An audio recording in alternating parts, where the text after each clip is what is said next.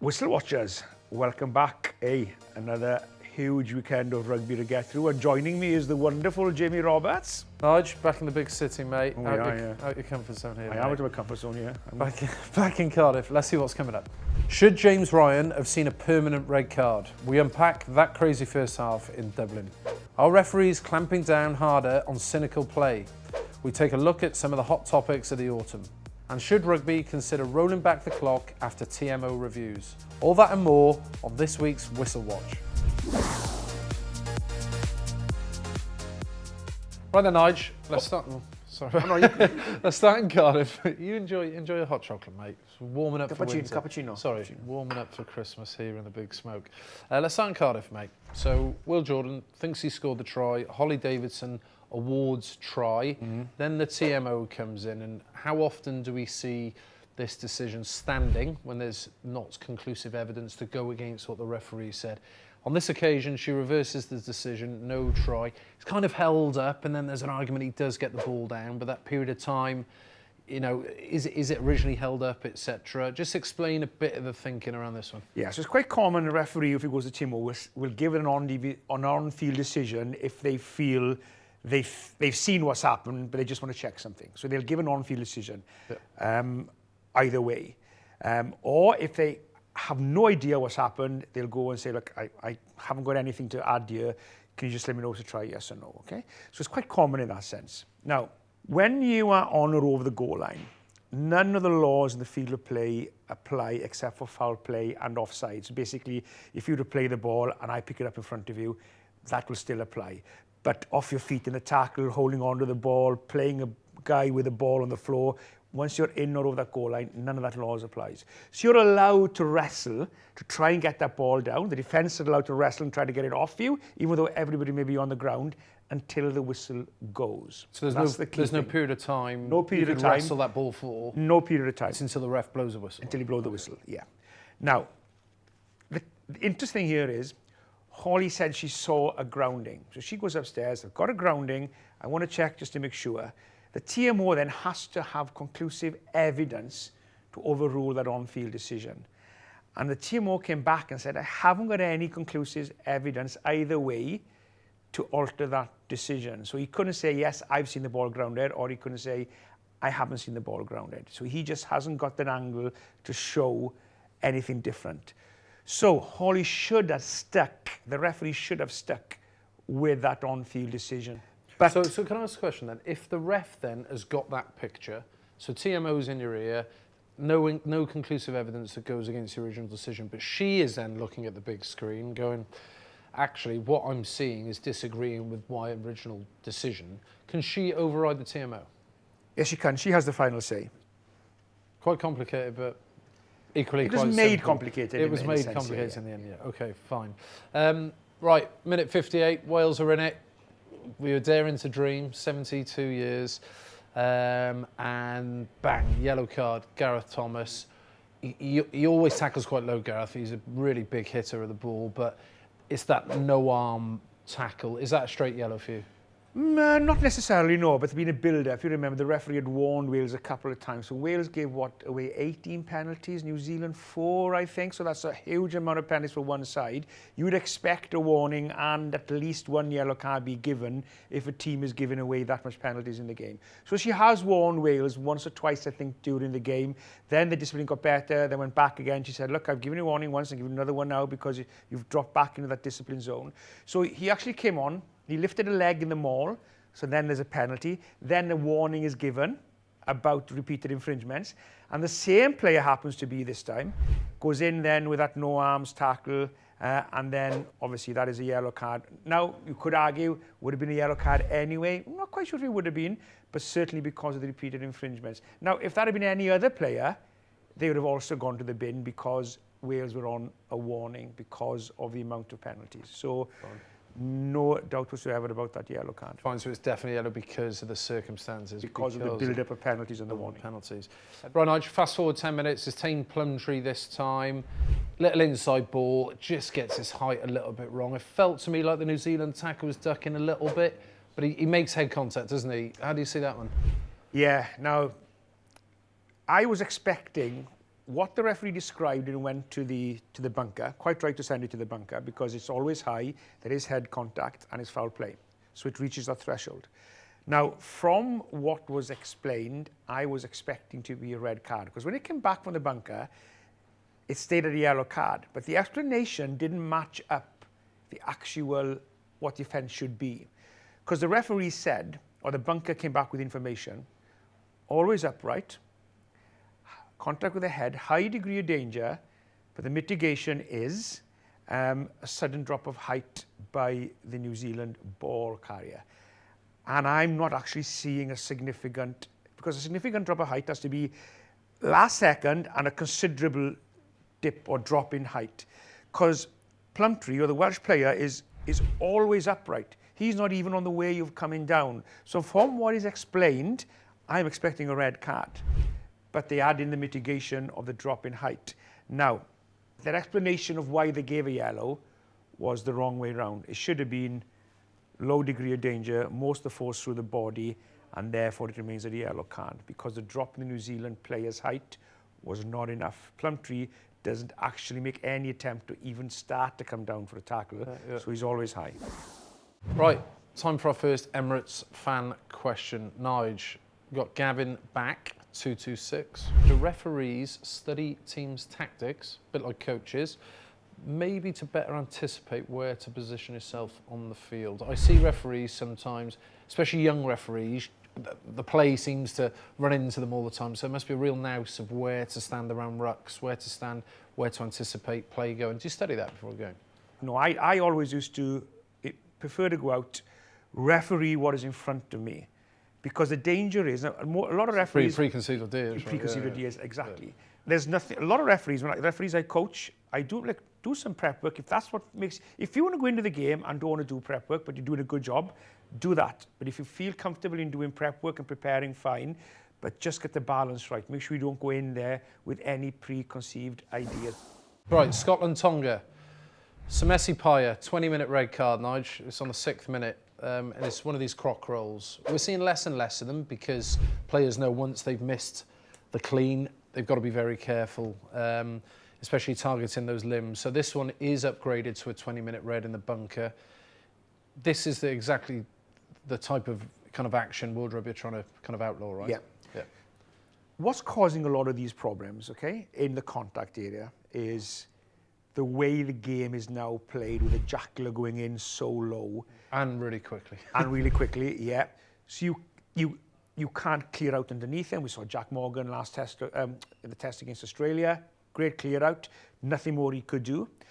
You see shoulders going in to try and move the guy, and then you see this croc roll being coached and stuff, or the karate roll, whatever they call it sometimes, to shift the player away because of that problem. So if you actually get players on their feet in the contact area, a lot of these issues will be gone. But that's not the way the game is played. It's not the way it's refereed. So referees have been really, really strong on it. And what you are seeing, as you just said there, you're not seeing as many now.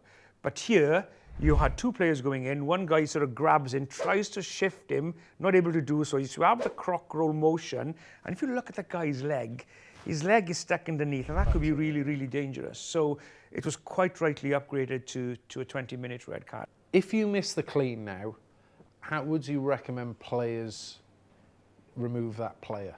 So as I said before, if we can get players to hit that ruck up and be upright in the ruck is what exactly the law wants them to do, then we would get rid of a lot of these issues that are becoming an issue in the game. Right, so last week we heard a bit more about the referees' backstories and how they became referees. This week we asked Christoph Ridley what he gets up to off the pitch when he's not busy refereeing.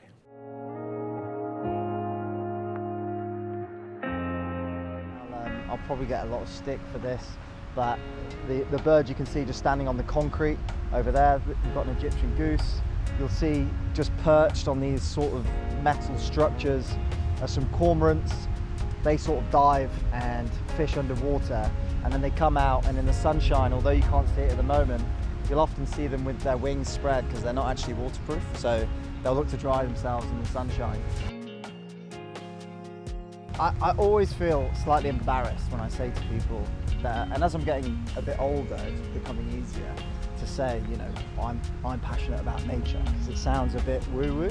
But I'm passionate about it because I just feel like I don't want to use the word therapy, but the enjoyment you can get from just being outdoors and actually taking an interest in what trees, what plants, what animals, what birds you're seeing, the more I've lent into that space, just leaves me fascinated with sort of wonder.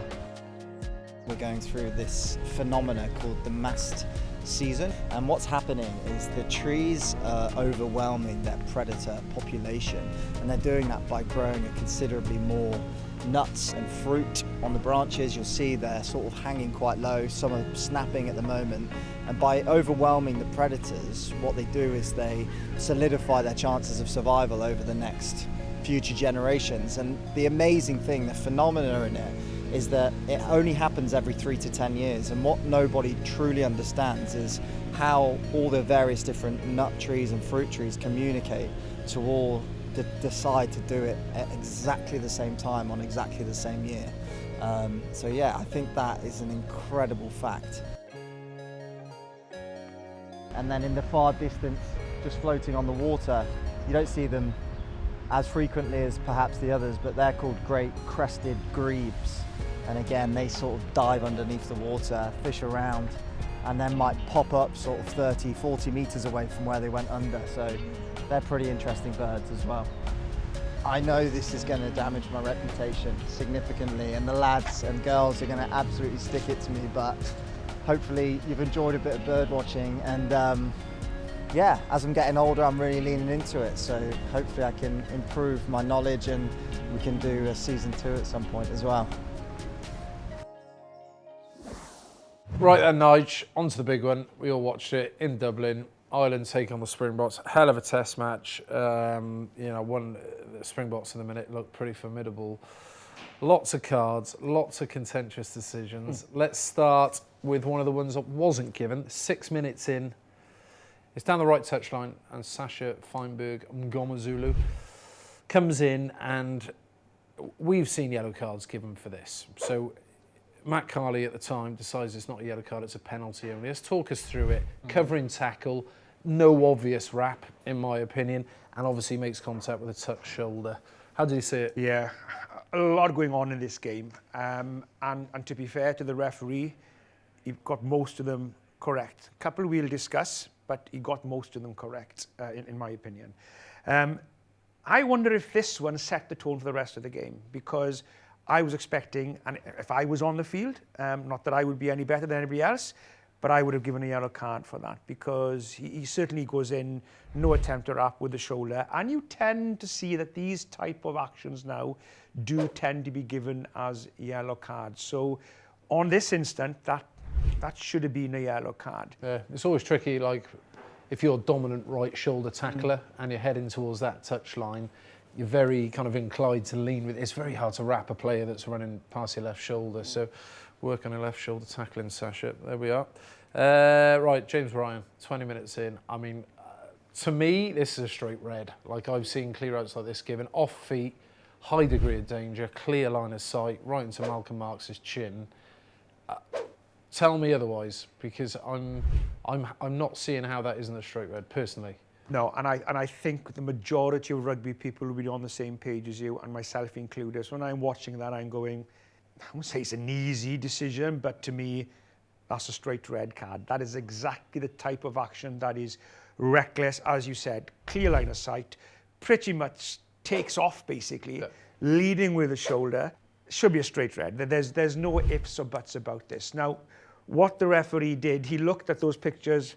Now, whether he couldn't decide at that moment and then sent it to the bunker. The issue you have then is once you send that to the bunker cannot come back with a permanent red card. The bunker can only come back with a 20-minute red card. But for me, once you see that, when I was watching that live, I'm going, that's red. And when you see a couple of replays, you're going, that's red. So that should have been a red card. Unfortunately, Nigel, for Ireland, Tommy O'Brien goes off for the HIA. So he's defending, South Africa have an attacking scrum, Kane and Moody, big lad, powerful lad, carries the ball, he's tucked, good solid position, and Tommy O'Brien doesn't quite get it right. He's a little bit upright, gets absolutely levelled. It's a really, really strong carry by Kane and Moody. Only a penalty given. Should this have seen yellow? Yeah, so what the officials felt here, they felt there was a drop in height, and they felt that the tackler O'Brien was passive, which means he's absorbing the ball carrier rather than going into him. Yeah. But I'm not seeing a significant drop in height here. He is slightly knees bent slightly, so is the ball carrier, but they're still quite upright. And you do then have the shoulder contact with the head, although most of the force is through the body, but then you still have a shoulder contact with the head. The strange thing here, it's actually the guy that is penalised, is the one that actually goes off for the HIA, and not the actual ball carrier. So does that come into your mind?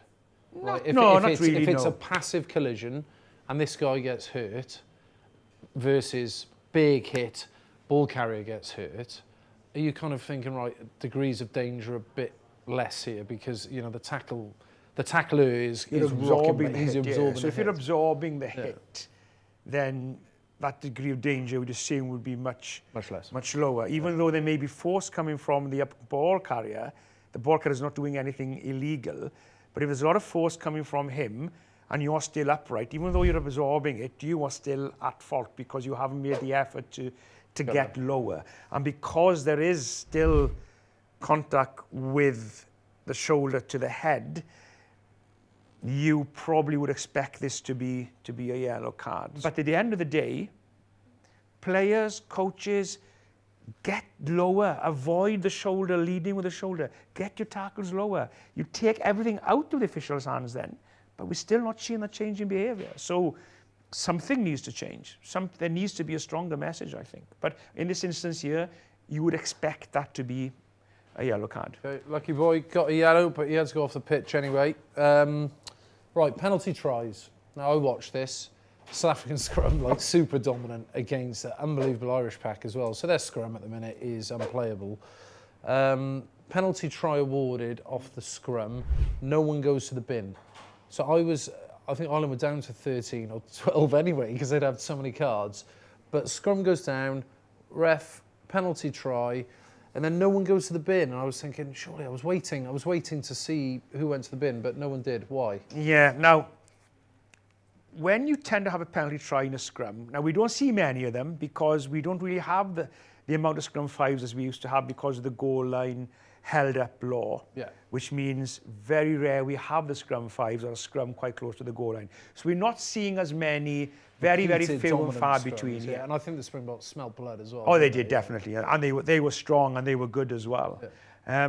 So in this sense, but when you used to see, and I give penalties, I think I gave 1 or 2 penalty tries against Ireland in Twickenham, back around maybe 2013, 14. But I didn't give a yellow card because if you cannot identify the individual or the whole front row are at fault, or maybe the whole 8 because they've just gone down, whether it's illegal, whether it's under the pressure or they stood up, whatever they've done, you then tend not to give a yellow card unless it's an individual that's caused it. It's obviously a fault. Yes. So most penalty tries from scrums, very few result in a yellow card. That's always been the case. If you can identify, so let's say you've got one prop, which is an issue. He's been given a couple of penalties away and you've given a penalty try because of him, then you would give the yellow card. But in this instance here, the front 3 have just gone down and the referee then decides, look, all 3 are at fault here, and therefore... You can't card them all, can you? You can't card them all, no, or you'll be down to 7 aside. Yeah, 7 on 1 aside. Exactly. So yeah, so in this instance here, the referee is correct. All right, leads us on to our next Emirates fan question. So, Jam GH, whatever that means. Right, 90% of penalties in rugby are for players doing things they shouldn't. Using the hands at the ruck, tackling incorrectly, blocking runners, etc. Basically things that a player has complete control over, and if they want to, they can stop doing it. This gentleman or lady is arguing that the only time that isn't the case is at the scrum, where essentially it feels like players are penalised for just not being good enough. Is that a fair understanding, Nigel? And Yeah. I'd say the scrum, arguably, is a moment in a game of rugby where the discrepancy in quality is at its highest. Yeah, I would Correct agree or with not? you. Yeah, you're right. When I mentioned to you earlier about England, Ireland, and Twickenham 2013-14, whenever it was, I think it was 1 or 2 penalty tries against Ireland. A lot of penalties in the scrum, and I didn't bin anybody. And the reason why I didn't bin the player was, You well, felt sorry for him. I did, yeah. I was going, oh, he's doing nothing wrong. He's just being driven losing. back. He's just losing. He's Yeah. losing the battle. Yeah. Against a good England front row, and the guy is going back, he's going up, he's going down. He's not taking it down himself, just the pure force of the like we saw on the weekend in the guest. Physics is against. Yeah. So that's a very, very valued question, really. So in that occasion, sometimes I always argue is, yeah, look, if you're not doing anything wrong and you're just being beaten, then that shouldn't be resulting in a yellow card. I think it's up then, if you've got a good coach, will know, right, let's get him off now then, because he's getting pumped here. As long as you've got somebody coming on who's better than him, that's the other challenge. And very rarely now do we see scrums just get pushed and they just stay. Because someone collapses, right? Yeah. So, like, if you're losing a scrum, not that I ever played in a scrum, you know, That's the biggest no problem now, you see. experience in That's this. another issue in the scrum. if you're losing it, well, yeah. well, very rarely do you keep losing it. No, it just exactly. collapses, doesn't So it? the easy thing to referee a scrum is when one team is dominant and they push, as long as it's legal now, okay, they're pushing the others back. That's all, whatever happens then, if that scrum goes up or down or across, 99.9% of the time, you're going to reward the dominant scrum. So as a defensive scrum, what are you going to do then? We need to take this down or take it up before they show momentum, which means a referee may be a bit more reluctant to reward them because Let's improve your odds. he can't see the dominance. Yeah. So that's why sometimes a lot of scrums will go down pretty early because they don't want to show the dominance. We don't want to sort of show that they are more dominant than us. And that takes a little bit more of experienced refereeing then in sorting that out, because if a side is going backwards, it's an easy picture. When it's going down pretty much on impact of the ball is in, much more difficult. It's a complex part of the game, still such a huge important part. But a huge important part of the game. And so on your point of not always awarding yellow cards for a penalty try, if I'm a side under the pump at scrum 5 metres out, and we've obviously lost the hit, they are just driving us over the line here. As a defending side, are you not just better off just wheeling and letting them reach the try line and putting the ball down? Because if you're likely to concede a yellow card for infringing, there is a chance then that if you just get driven back and your scrum just disintegrates, that nobody's going to go to the bin. But if you take it down continuously, the referee's going to decide, hang on now, you're stopping them from driving here. You can't give a penalty try because you need to see a try probably scored. Yeah. But then you would bin that guy who's taking it down. And you get just utterly embarrassed. Yeah. There we are. All right, Nigel, to Twickenham. England go 4 from 4 in the autumn. They've been pretty impressive, haven't they? And, Argentina, a brilliant result up in Murrayfield. They went into this game and fought to the last minute. Now, they get a disallowed try on minute 78. Okay, so the try is scored on 78-21.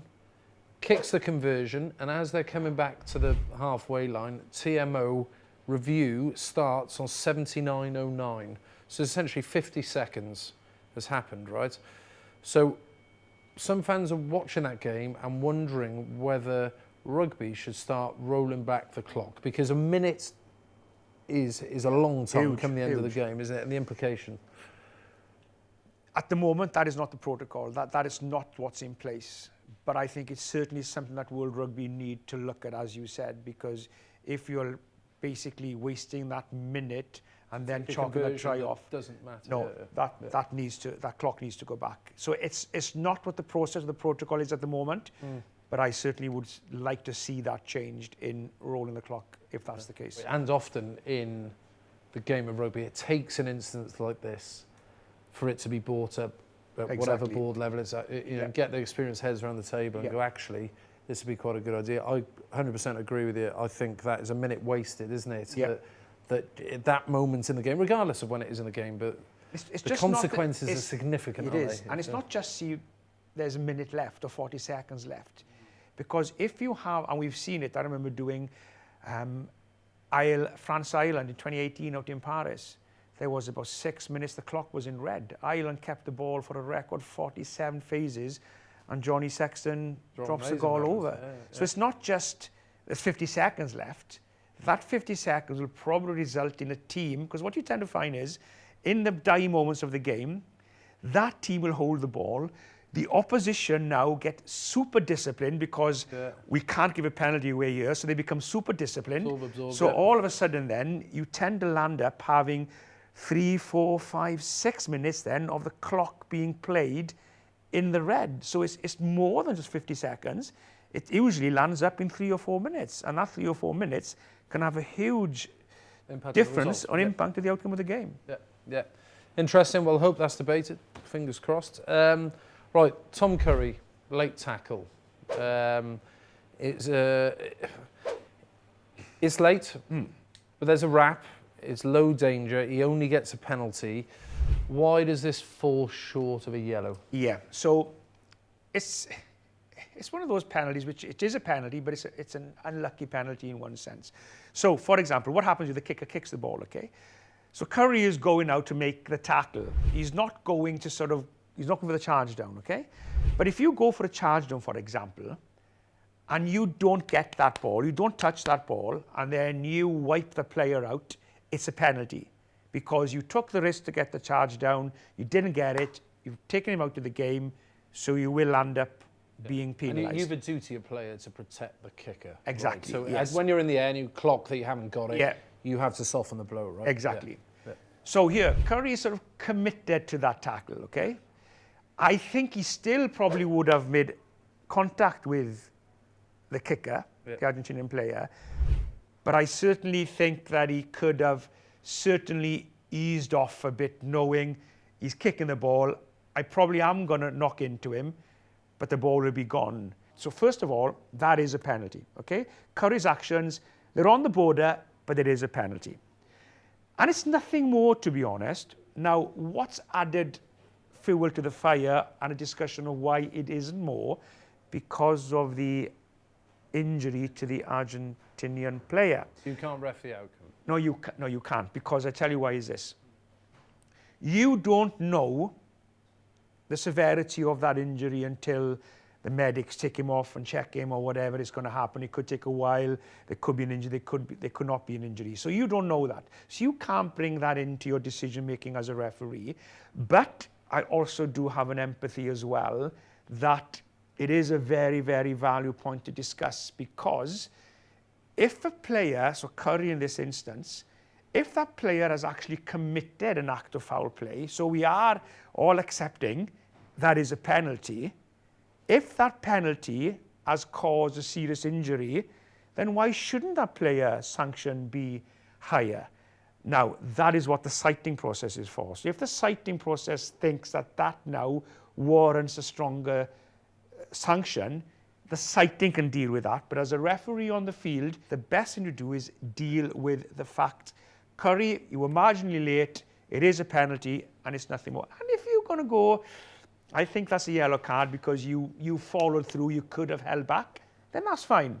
But for me, it's a penalty. Others may give a yellow card. Okay, fair enough. But it's not more than that, because you can't take in what happens to the player into account. So, Nigel, Juan Cruz Malia obviously takes that hit, injures his knee, I believe, right? And he gets taken off. Now, Argentina have to play the remaining minute with 14 men. Because they've used all the subs. Because they've used all their subs. Yeah. Now, there's an argument, for example, if that was a head injury and Juan Cruz Malia came off with a HIA, you'd then be able to replace that player. Am I right? Also, if he's come off injured when there's an active foul play, they should be allowed to replace that player. Yeah, so when you've used all your bench, there are certain circumstances which allow you to bring a player that has been subbed back on. If you replace the player, and replacing a player means you're taking him off because he's injured, he's gone. Nothing he can do. Substitution players can come back on. Front rows, obviously to keep the contest. Blood injury, Floodgate, 2009. HIA, head contact. And the other one is, if a player has been forced off the field through an injury because of an act of foul play, then you're allowed to, my understanding is you're allowed to bring a substitute player back on. So in this instance here, my understanding is Argentina should have been allowed to bring a player back on to go back up to 15 players, because the reason that player was off the field was because of an act of foul play. So yeah, they should have been back up to 15. So the number 4 or 5 on the sideline, all the referees and officials should have been aware of that law, and they should have been a 15 men. Right, that's it from us for this series of Whistle Watch. Thanks for watching. Thanks for sending in your Emirates fans questions. Don't forget to watch our podcast, Whistle Watch The Hot Seat. This week, we've got former Apache helicopter pilot Nick Pugh. It is not one to miss. Yeah, until next time, it's goodbye from me and it's goodbye from him. See you soon.